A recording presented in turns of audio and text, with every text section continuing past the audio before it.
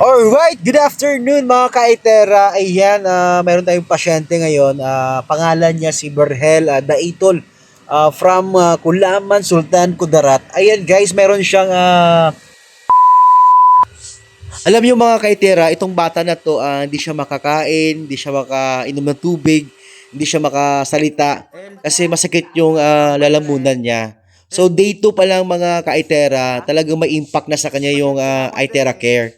So ito mga kaitera, day 3. Tingnan nyo, tumatawa na siya kasi maganda yung kain niya, maganda yung tulog niya, hindi na sumasakit yung ulo niya pag once na gabi, nagpapahilot siya. So ngayon mga kaitera, hindi na siya nagpahilot sa nanay niya. So ayan, maganda talaga yung impact sa kanya.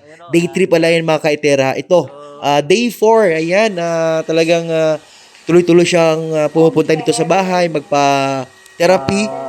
So ayan, maganda talaga yung development sa kanyang katawan kasi kung kakausapin mo daw siya, talagang nag-response na siya, maganda na yung tulog niya, maganda na yung labutaw niya sa mga ano yan, mga parents niya, sa mga kapatid niya, ayan.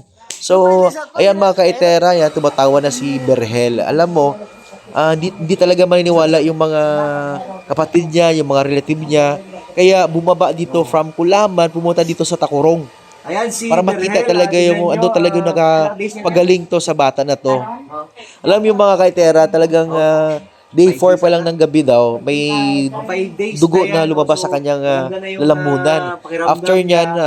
maganda yung pakiramdam niya. Talagang iba daw talaga yung pakiramdam niya. Parang lumabas yung malalamig na dugo o yung patay na dugo sa kanyang lalamunan. So ayan mga kaitera, kakausapin natin ha kung talagang nakakapagsalita talaga si Berhel from Kulaman. Ayan, mga shoutout dyan mga Daitol family dyan sa Kulaman, Sultan Kudarat, no? Pakiramdam niya. Ayan, Dahil sa Itera pakinggan Care. natin mga kaitera. Pakiramdam mo, El? Nami na? Unlike yung dati, no? Daw di ka ka-istorya, no? Nahini ka storya natin. Oh, ayan. Na ano. So, salamat sa Itera Care. Salamat sa Itera Care. Ayan sila. So,